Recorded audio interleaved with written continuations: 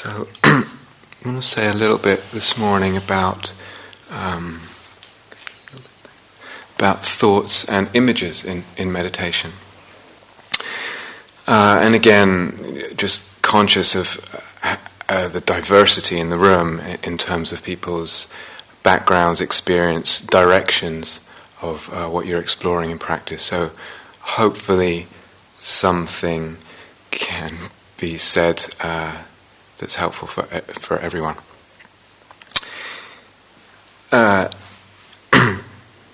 First thing, perhaps, about this area, about thought and image and meditation, is that, again, it's not so simple. The whole situation is not so simple. It's not only that thought is a problem, something to be rid of. It certainly can be a problem, and I think everyone is quite aware of that. How much we can feel plagued by thought and badgered and beaten up by thought, dragged this way and that, under the thumb of thought. And actually, in a way, we're under the thumb of thought in very obvious ways and in really quite subtle ways that may not be obvious at all. There's different levels of the way we are captive to the thinking mind and the whole realm of thought. So it can be a problem, but as well, we can actually use thought and image and learn to use them mindfully and creatively and very powerfully in order to open up many things, in order to cultivate many lovely qualities, in order to open up insights, many kinds of insights, and many kinds of freedoms, plural. Well, let's start with sort of obviously problematic situations. Sometimes, whether it's in formal meditation or not, the mind feels thick with thought, but not necessarily about one thing in particular. It's kind of random, it's just scattered. Really important here, again, a lot of this overlaps with the talk about calming, not to get too reactive, too much aversion. Is it possible to be with this and soften the reactivity, soften the aversion to it? One possibility is actually, when the mind is buzzing like that, the body will actually be buzzing as well. There'll be reflected in the body a kind of probably unpleasant buzz that's the kind of mirror of all this stuff happening in the mind. So without needing to actually push away the thought, one can go to the body, tune into that buzz, and work on just allowing it, really, really turning that allowing dial up to 11, as it says in Spinal Tap.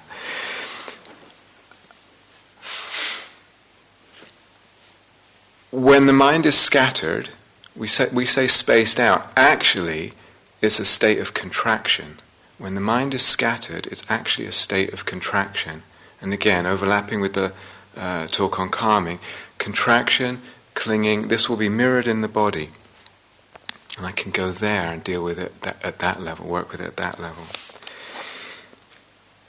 If what you're trying to do in a meditation period is actually try to stay with one object, whatever it is, the breath or whatever, can be really helpful, and there is a lot of thick thought, random thought around, really helpful to open up a little space in the practice, get the sense of the whole body involved. Sometimes the mind is a bit like a gas. If we squeeze it, it increases its... was it Boyle's law or whatever? Who did O-level physics?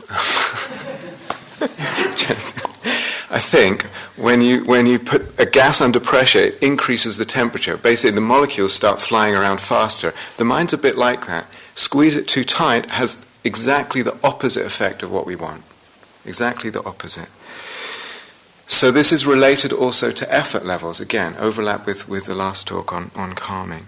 And you can see this sometimes, if in outside of retreat, if you have a very busy day, you've been at work, and mind's very full from the day at work, etc. And you sit down, if you do an evening practice or whatever, and you want to kind of squeeze the mind into shape, and it has exactly the opposite effect of what's intended.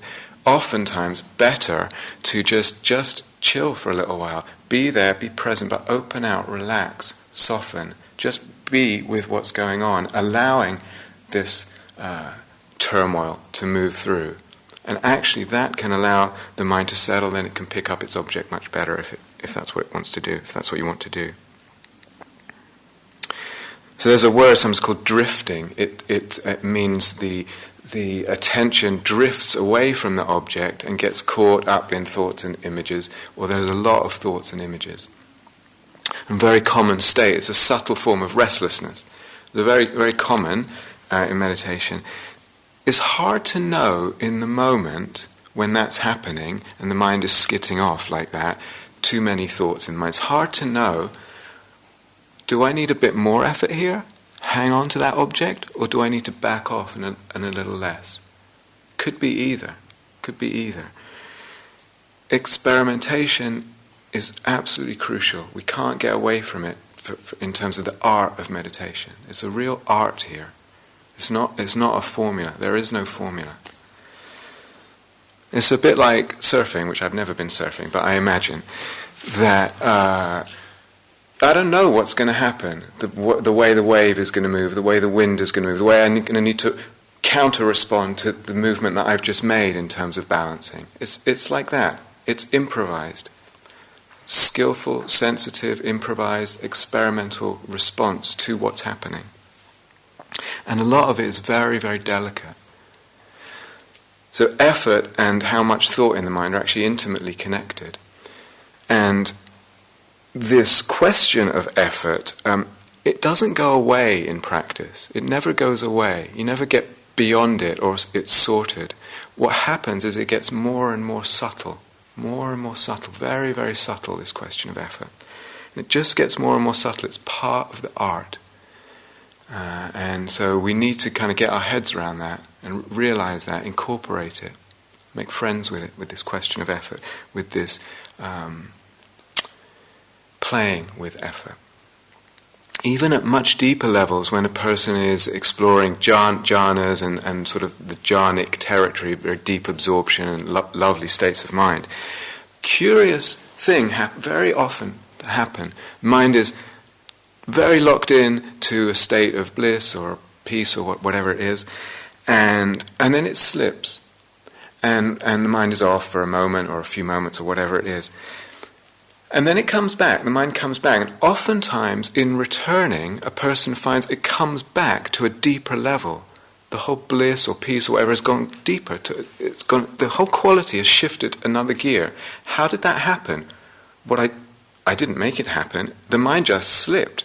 You would think the opposite. What's going on there?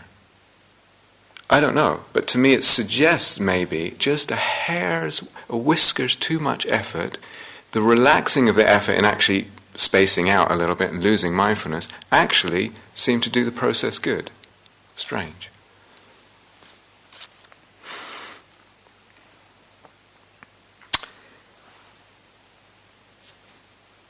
So this whole business has a lot, like I said last time, a lot to do with delicacy of attention. If we can make the attention delicate, whatever practice we're doing, and actually nourish a sense of that delicacy of attention, oftentimes the whole practice kind of shifts to another level of interest. We start to notice other levels of experience, other factors. A much more refined perception can open out. And that stimulates the interest and the curiosity. When that's there, then the mind is less scattered in thought. So how to get interested and curious in the whole thing. When there is this kind of random sort of thickness of thought, patience is so key. And I'm sure you've recognized this in your own practice, but sometimes it shifts very slowly. It's just plugging away patiently, gently plugging away. And sometimes it shifts really like on a dime, just from one moment to the next. It was all this stuff going on, and then somehow it just lifted, like a fog just lifted. So we don't know what's going to happen. You just keep working patiently, and it lifts, either slowly or suddenly. Now sometimes, of course, the mind has less thought going on. It's a little less dense and thick with thought.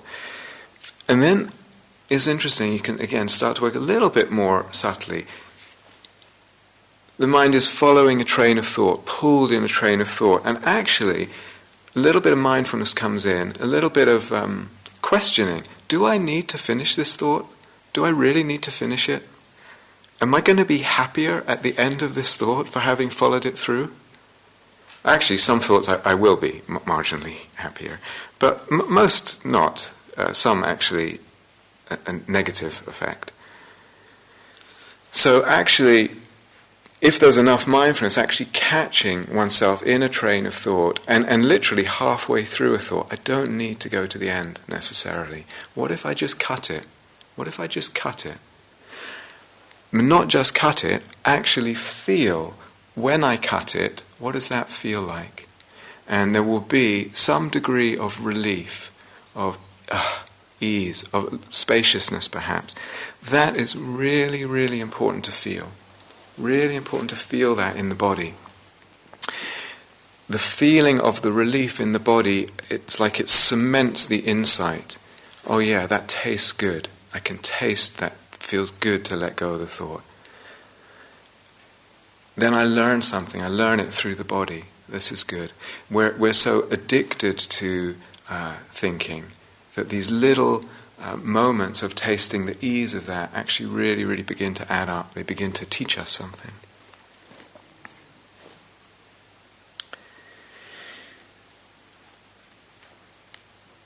Some people sometimes find labeling thoughts helpful.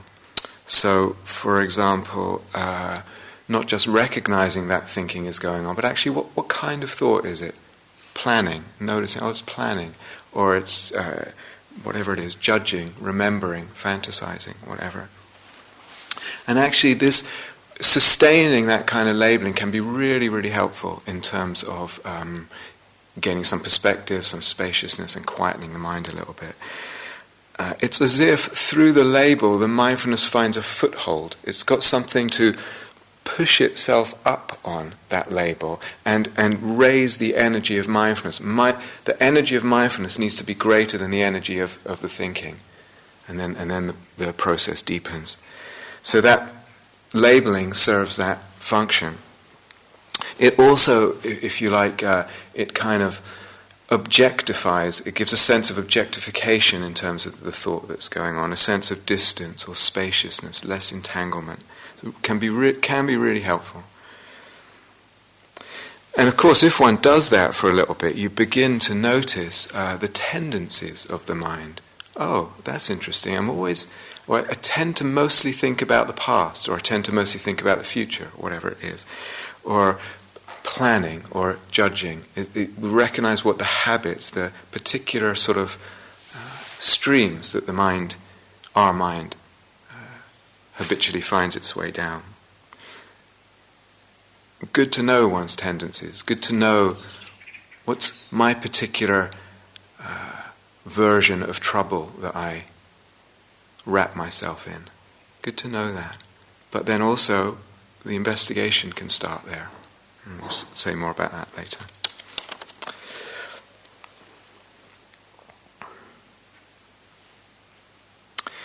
Now, of course, we all know as human beings, sometimes the mind gets into obsession.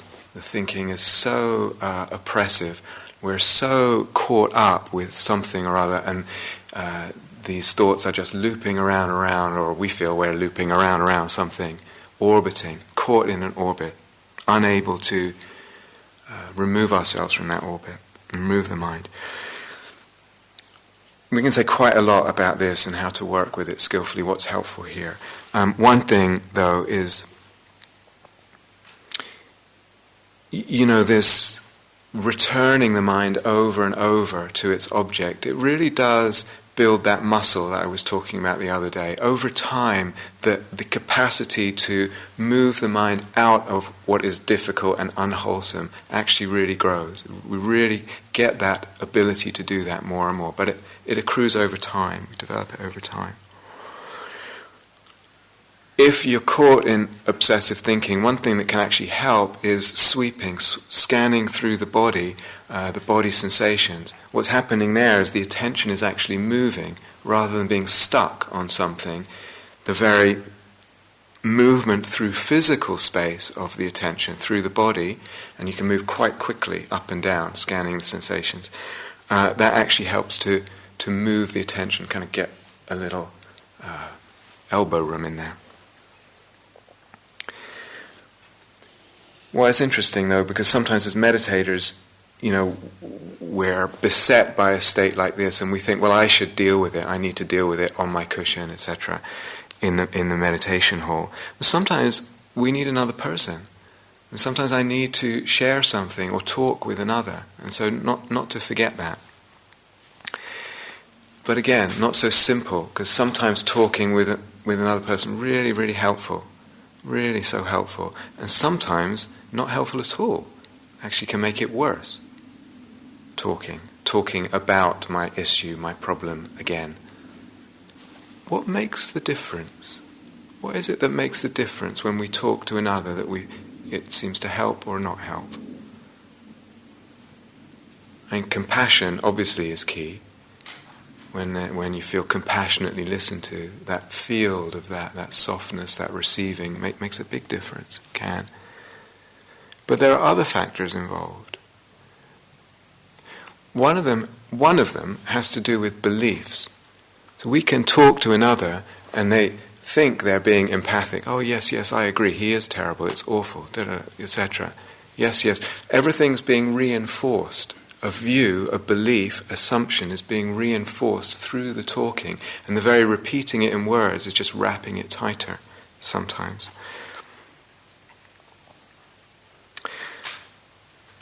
So this actually leads on to another possibility when there's a lot of obsession, when the mind is really caught in that, is questioning, dropping in a question, really powerful questions. What am I believing here? What am I believing? Hugely important. Because often, obsessive thinking actually rests on beliefs and assumptions, without which it cannot exist, and we don't see what they are. It's a deeper level. Oftentimes they're about what I believe I need, or what I believe I need to be happy, and resting on that, this whole vortex of obsessive thinking. Or I believe it means this or that about me if this or that happens, and that's bad. Something like that. If there's a hindrance, it's very mundane example, if there's a hindrance in meditation, restlessness or sloth or desire or something, and that I take that presence of that hindrance and I make a conclusion about the self from it. Wrong, mistake, wrong view, wrong assumption. Or that it means something bad about my practice, about me. Or in a relationship situation and the person says they're not interested in you, or they no longer want to be in a relationship or whatever. Rejection. Is it really a rejection? Is that what that really means? And even if it is, what does it mean about me? Does it mean anything about me? And if they are rejecting me because I'm so-and-so, and I really am like so-and-so, is that really so bad? Assumptions. Questioning is so hugely important in practice. And again, it's an art. So it needs a kind of firm, what is it to question firmly, to have a boldness in our questioning, or a playfulness, or both, an impishness. What is it to be cheeky in one's questioning? as well as strong.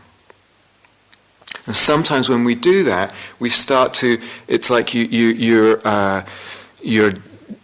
cracking the foundations of what this obsessive thinking whirlpool is resting on. This whole structure is resting on. And the whole thing can dissolve, because you've seen through some of the foundations of it. But sometimes not. Also sometimes not. Sometimes that's not enough. We're going to throw out an idea, somewhat dangerous perhaps.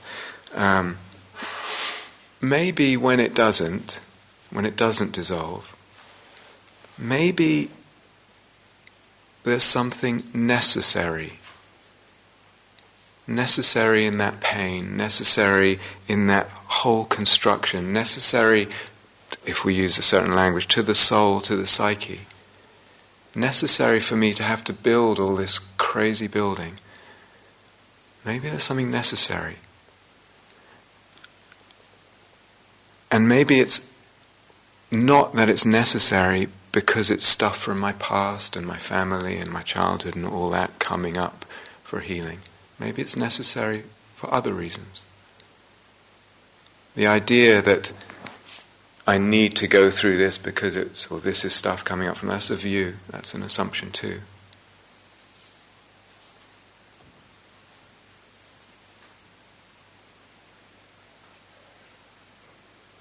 Could there be reasons sometimes for craziness, for building craziness?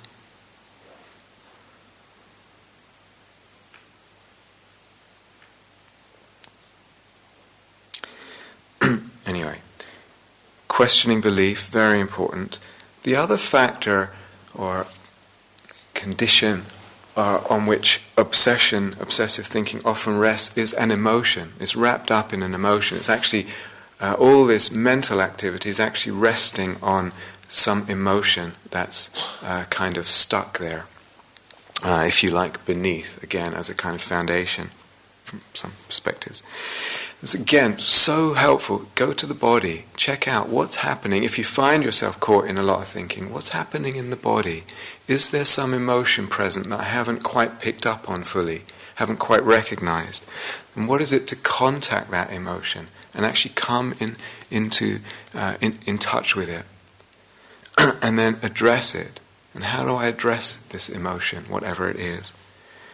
What is helpful? What does this emotion need?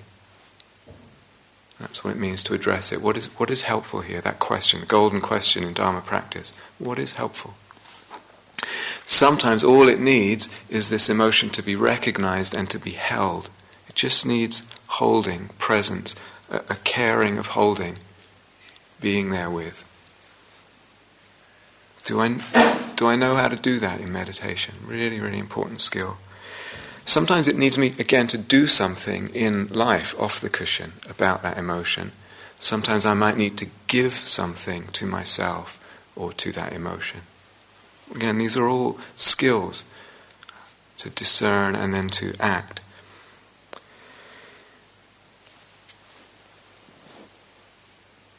Sometimes when there's a lot of commotion, a lot of obsession going on, find the emotion and then actually going even down a level, so to speak. Right, if you like, at the center of that emotion is the Vedana of the emotion in the body. Caroline talked about Vedana the other day, this quality of pleasantness or unpleasantness or neutrality. So what is it? Here's all this obsession. I find the body and the emotion in the body, and then within that emotion, in the body, I tune in, very delicate, to the Vedana, changing moment to moment, probably unpleasant, somewhere in the body. And I just stay lightly with that, letting it be what it is, moment to moment, letting it be. Just right present. I'm then present, if you like, at what could be the simplest level of what's going on. So something's happening there. I'm simplifying the whole attention by tuning in to the simplest level, and that can simplify the whole thing. If I can just stay there where it's difficult, but in quite a subtle way.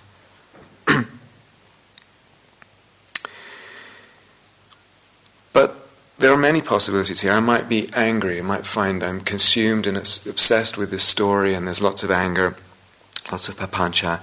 And again, I go to the body and just hold this feeling, this pressure, this heat of anger in the body. And I find in doing that, if I can hold it skillfully, it may begin to release, dissolve. And it's as if the mind traces down and begins to reveal the hurt, perhaps, underneath the anger. That's the kind of more of a bed core of what's going on. It's a deeper level, probably better. There'll be more healing at that level, at the level of hurt, if I can contact the hurt. Better if I need to talk to someone, to talk from the sense of hurt than just of reactive anger.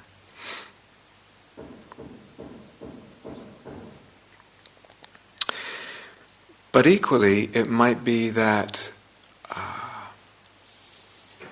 here's this obsession, this papancha, and this story that goes around. And again, I go into the body, and what I find is anger. And is it possible to filter out the quality of strength from the anger? We tend to dismiss anger as something always bad, but maybe it has something really positive in it, a quality of strength. And I can feel that strength and feel it fill the body. And it's almost like I'm purifying the anger in a certain sense through the body.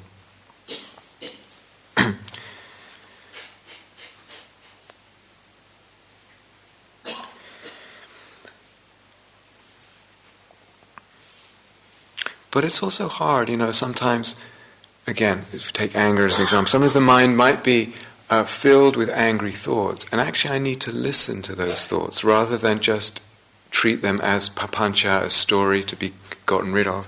Maybe there's something in there. Maybe this ranting inside, raging and ranting, I actually need to listen to that. And then in listening to it, I can get a sense, is this just a petty circling that I'm involved in? Or actually, is it my voice? Is my voice emerging and asserting itself? And maybe it hasn't had the chance, maybe it's been trodden on for a while. And this anger is actually something positive. I need to listen to that voice because it's my voice. It's the voice of my truth, my authenticity. So it's hard, sometimes because an emotion is this combination of body and thought and the reaction to both what's going on in body and in thought. Happens with anger, happens with fear. Fear too. There's unpleasant body sensations, and there's also a lot of thinking spinning. The problem is these two start interacting. They get entangled, and then they feed back off each other like when you put a microphone next to a speaker, it starts feeding back, and it all gets louder and louder, unpleasantly. So what can be really helpful in practice is actually seeing that the body aspects and the thought aspects get entangled, start feeding back, and actually disentangle them in practice just by focusing on one or the other. Starts to disentangle them a little bit. So sometimes we move toward the thought and sometimes toward the body.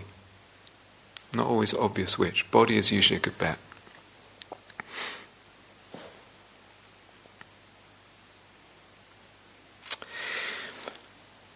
So there's certainly difficulty with thought at this more obvious level. Sometimes when the mind is a bit more settled in meditation, there's a really lovely possibility that's there, and very powerful in the long term as well, very beautiful. If I just allow the awareness to kind of open up and be aware of the body sensations as a whole, this whole field here of body sensations flickering, coming and going, arising and passing, this dance, like a cornucopia of just body sensations happening in this space. And I just abide there with that openness to body sensations. And then when I feel okay with that, maybe I open it further and include sounds. The sounds coming from, it's actually very quiet today, but birds and planes and coming from all different directions, all different distances. And then I'm sitting in a very open awareness, listening and with the body sensations, and just hanging out there, letting everything be, letting things belong to this space, the sensations, the sounds. After a while, something will happen. Thoughts will begin to include themselves in that space, just as another phenomena, just like sounds, just like body sensations. And it's all just flickering in the space. A thought, a body sensation, a sound. Just, I don't know if any of you saw the fireworks last night. Just stuff arising, colourful maybe not so colourful, in the space, and then disappearing. And somewhere else, like a shooting star, just arising, wow, and disappearing. And the space kind of remains unperturbed. Get that sense. Can accommodate, can receive it all. Very, very beautiful sense here. Our job is just to see that, let everything come, let everything go, let everything be in that space. The space begins to open up, and the perception begins to open up. Body sensations, sounds, and thoughts begin to seem more insubstantial, more inconsequential as well. What's happening there? Something very, very important is happening. One thing is that we're less hooked to thought. Usually we have a thought, we follow it, or we're entangled with it, want to get rid of it, or something. But here is an unhooking. The phenomena can just be in the space, unhooked. And also, secondly, unidentified, less identification. Usually we take a thought as meaning something about me. It was a cruel thought, a judging thought, an ugly thought. It means I'm cruel, I'm judging, I'm ugly. Does it? Or is it just a thought? Just like a firework in the space. Just something. Belongs to the space. Unhooked, unidentified, more and more. Something very important can happen in that space. Getting a different perspective, different perception on the whole realm of thinking and thoughts. And if that's repeated, one-off, it probably won't do much, just a lovely experience. But repeated and repeated, this begins long-term to change our relationship on the whole realm of thinking. To just change the relationship. Less a slave of thought, less badgered by thought.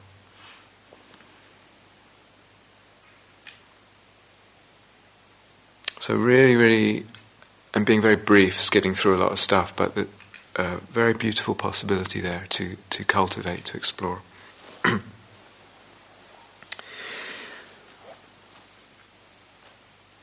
Okay, so I said at the beginning that actually we can also use thoughts and images very skillfully, very creatively with mindfulness. Very, very helpful. Now, actually, if we think about thoughts, there's obvious instances of this anyway. If you use the classical way of doing metta and using phrases, the phrases are thoughts, aren't they? And they're skillfully used thoughts. But even in a breath practice, and I was describing in the last talk on calming, you thinking a little bit about what's engendering well-being and about how it's going can actually be really skillful. In the moment, very delicate thinking about the breath, about the practice.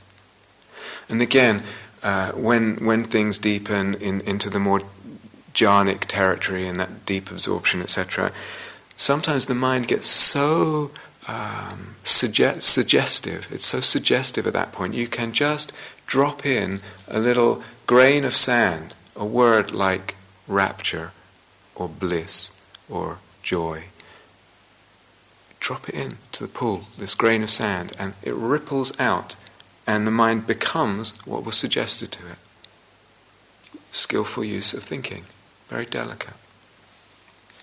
At a certain level, the mind will be suggestible like that.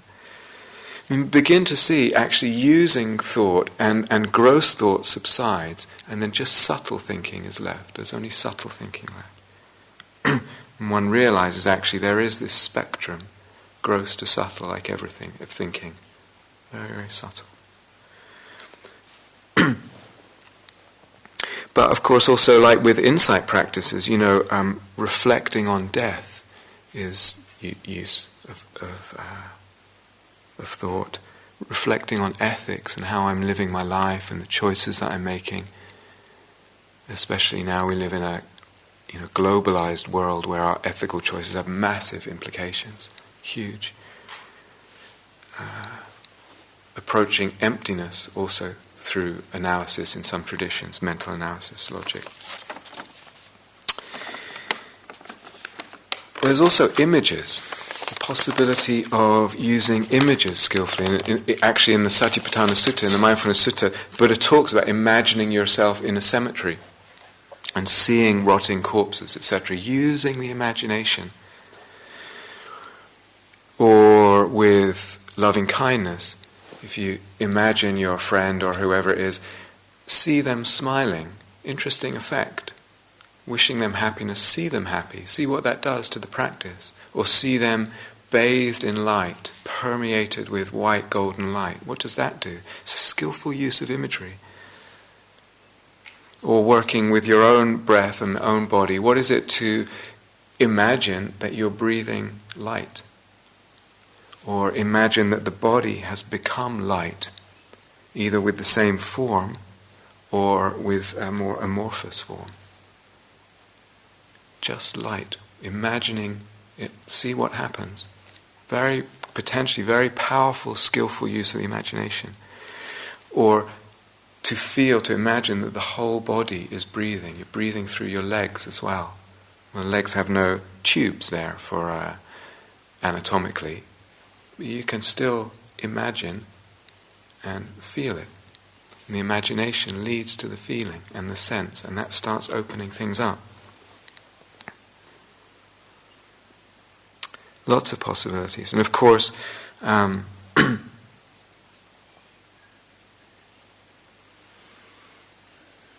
we go further, the whole idea of using an image of a deity. So Tara or Avalokiteshvara, Kuan Yin, the Bodhisattva of compassion, Christ, and imagining that deity. Or it might be a more fearsome deity like Yamantaka, one of the wrathful deities.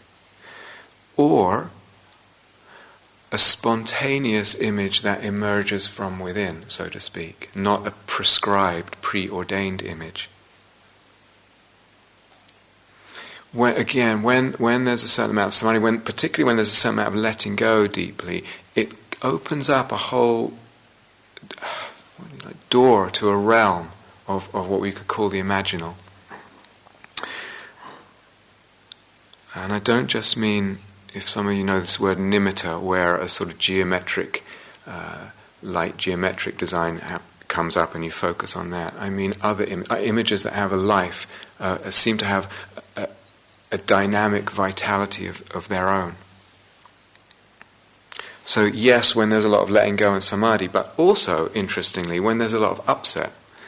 When you're quite upset, sometimes right then, actually, there's enough energy in the mind from the upset for it to offer forth an image that if I find the right way of relating to it, can actually be really, really helpful. Depends can I use it well. So all this is, a massive area. I just want to say one or two things. Actually, because I know that it's relevant for a few of you here. So here's this image that might have come up. And I can, if you like, we can just relate to that image. There it is, and here I am. That's the sense. And maybe I'm relating to it with a sense of devotion. Maybe I'm relating to it through dialogue, inner dialogue. Maybe I'm just relating it through a sense of beauty or awe, just beholding the image, and through that a certain resonance is happening.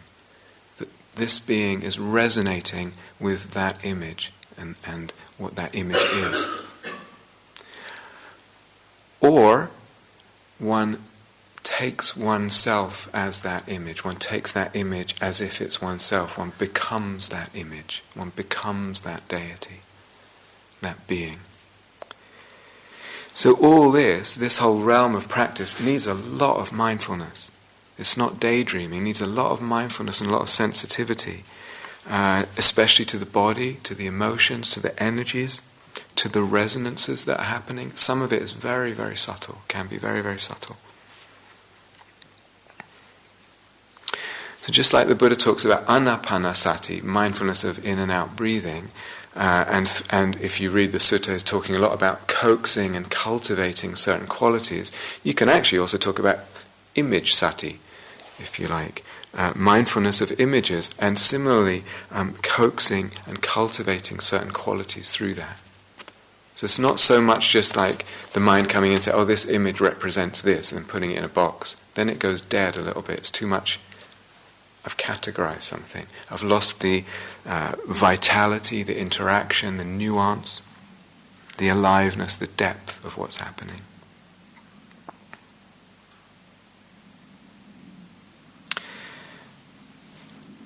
What is happening there? If I'm following this possibility, there's an image, and if you like, beholding that image or holding it there, there's an energetic and emotional resonance that's happening. That image, Christ or Kuan Yin or some fierce deity, it actually radiates or expresses, embodies certain qualities, and in holding it there, start to resonate with those qualities, start to absorb some of those qualities. Or through becoming it. Again, those qualities are increased. Just like in metta practice or samadhi practice, we're cultivating qualities. It's a huge part of practice. It's just that here, in the realm of images, there's a greater range opened up, a much greater range of qualities and expressions. And again, I'll link this back to the last talk about calming. Because here, in this realm of images, may be certain kinds of expressions of whatever, strength, vitality, sexuality, certain kinds of expressions of sexuality. Someone the other day used the word femininity, a feminine kind of sexuality, or masculine kind, whatever words you want to use, of power, of dynamism. The range is expanded, much expanded.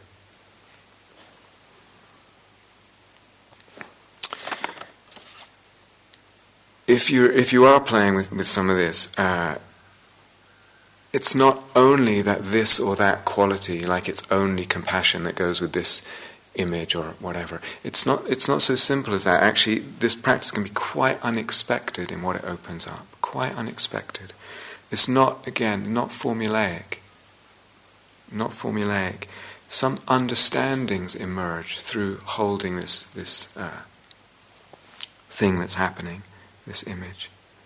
And like all practices, the more subtle, usually the more powerful. A lot of it is very, very subtle. Doesn't have to be so prescribed as sometimes the way we hear about it. So there's cultivation possible through images. There's freedoms possible. They can open up different freedoms of certain kinds of expression. But also something else. What could we say? A flexibility of self-view, an elasticity of self-view. Part of the problem with the sense of self and the view of self is it gets too solidified. I am this, or I am that. I see myself in only these rigid ways. Through actually the skillful use of images, actually that starts getting elastic. And the whole thing, as long as I'm not identifying them with this newfound image of myself. So it's an as if, it's taken very lightly. And then all this fluidity, this room for maneuver, this elasticity comes in to the sense of self. Hugely important for understanding the emptiness of self, getting that space for freedom.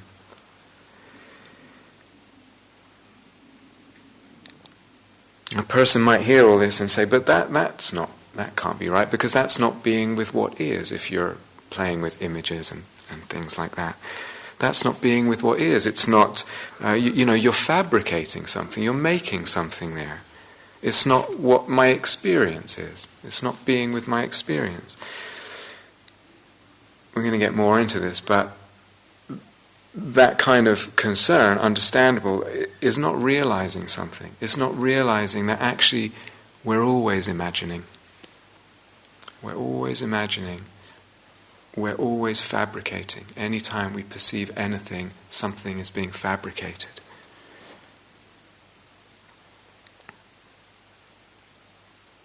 We'll come back to that.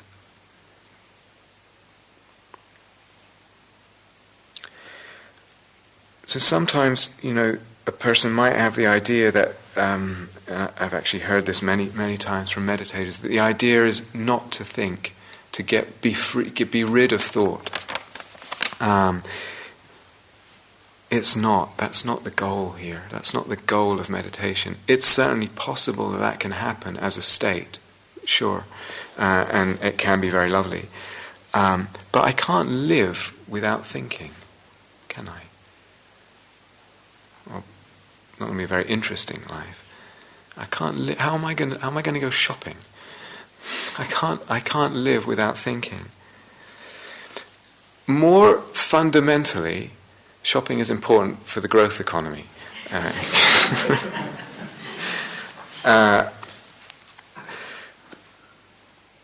What's the problem with thinking? What is the problem with thought? The most pervasive and fundamental problem is actually when the views wrapped up in thinking are believed. That's the sort of ground level problem with thinking and thought. When the views expressed or wrapped up or underneath a thought are believed and they lead to suffering. When some view is believed and it leads to suffering, that's the problem. That's the more fundamental problem. So, when we talk about questioning beliefs, or we talk about opening up this other much wider sense of awareness and seeing the ephemerality and the insubstantiality of thought, when we talk about skillful use of different images, we're actually undermining beliefs. We're shaking up beliefs and shaking up views. Deliberately, or relativizing them, or just taking their ground away. This is the problem. Views, not thoughts, views that lead to suffering. That's the problem. And if we say views are this big, thoughts is actually just one end of that spectrum of views. Even when thought gets quiet, there's a whole, what we could call conceivings, I don't know if that's the right English word, more subtle views. This is where the problem is, in that range, in the range of views that lead to suffering. So we can question beliefs like we question self-view. Am I really this kind of person? Am I really, just this or whatever? Is that really the truth of me? We can question beliefs, but a lot of the views and conceivings are not articulated. We're not even conscious of them. We're not even conscious, yet they're operating. They determine what we give significance to in any moment in perception. They determine what gets drawn out of the field of impressions, what I notice, what meaning I give things. All of this is determined by view, and a lot of it is not even conscious. This thing coming up, and it means this, or I interpret it this way.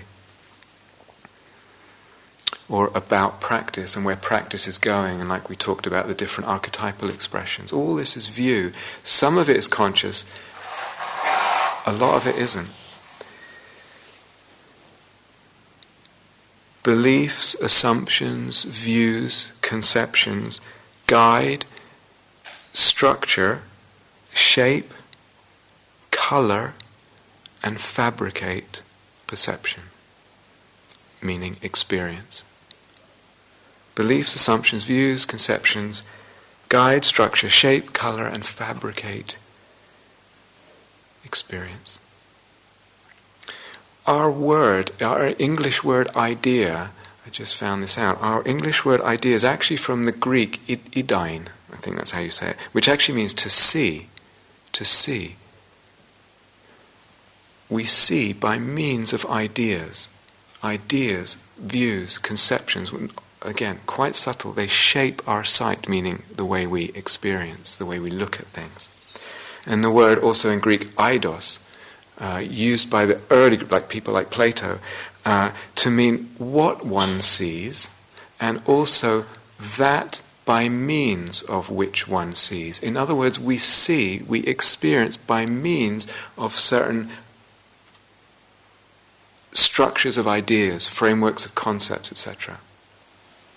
Everything depends on this. Everything depends on this. Everything. Right here. We might assume, no, I perceive the world, I experience the world, and based on what I see and experience, I make certain rational conclusions about things. And those are my views. Ha ha ha ha ha. Certainly a little bit. But how much the other way round? How much the other way round, and what rests on that other way round? What rests on that? Based on these conceivings, the world appears. Now I'm going to say something which, actually one has to see it in meditation, I can't prove it to you, but you have to kind of go deep enough to see it. But actually there's always a conceiving wrapped up in any experience of anything, no matter how subtle, no matter how open, there's always some conceiving happening, wrapped up in it. If I'm mindful, if I'm being with something without thought, there's still views and conceivings operating. Just the notion of a subject, even without a personality, just an awareness, knowing objects in the world, whatever they are, subject-object duality. The notion of time, a past, a future, the notion even of a present moment, conceiving. The notion that something exists or doesn't exist, how else can we even think about things or feel things, conceiving, all of this. And this is the root problem. This right here is the root problem, the root of dukkha. This is what the Buddha was pointing at, this level. Why? Why is that the root problem? To suffer, to have dukkha, I need to believe in the reality of things. If I don't think something's real, I'm not going to suffer over it. Whether that's the self or some other object that I have to experience or don't have to, or I'm not able to, whatever it is. I have to believe in the reality. On this conceiving of real things rests all dukkha. It's the sine qua non, the absolute fundamental. In coming through Zen teachings, and now quite popular, there is this idea of no thinking, no thought, no mind sometimes. And I don't know Chinese at all, but I just wonder sometimes whether actually, because Chinese is quite unlike English, is quite a poor language, whether they don't differentiate between, say, thinking and the absence of thinking, which is just a meditative state, and conceiving. And actually, what's really being meant is no conceiving, beyond conception. Meaning, the true nature of things is beyond existing and not existing. It's beyond time. It's beyond subject-object. Notions that are so woven in to our very experience of anything. And actually, that's what's really being said. It's been translated in a more superficial way.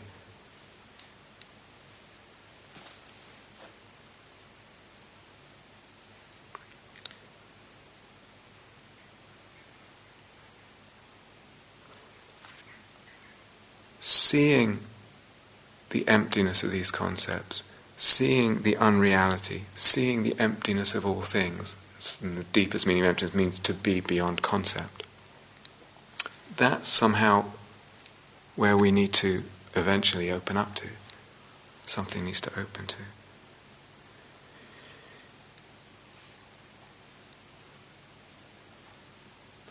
But if we're barely aware of this, if it's present even when we're not thinking, if they're so subtle, how am I going to recognize all this? How am I going to recognize what the assumptions are, what the views and conceivings are, and how on earth am I going to go beyond them? So there, even with mindfulness, being really mindful of this thing, no thinking, really there, still there. How am I going to go beyond it? How am I going to free the mind from that? How am I going to let go of these conceivings?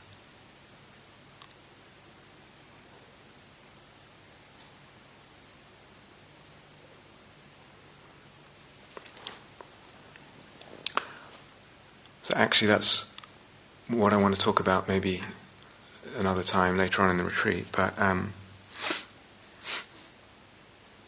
it may actually require the skillful use of thought, the skillful use of eidos, if we use that Greek word, of subtle shifts in conceiving that actually open things up, bring more malleability and flexibility into the perception.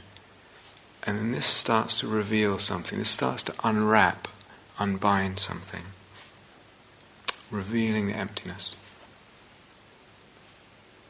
As I said, well, hopefully, if as the retreat goes on, we'll get a chance to talk about that.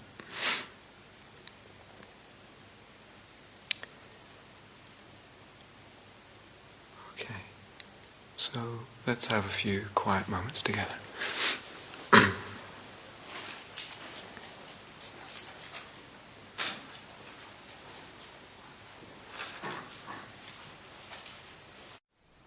Thank you for listening.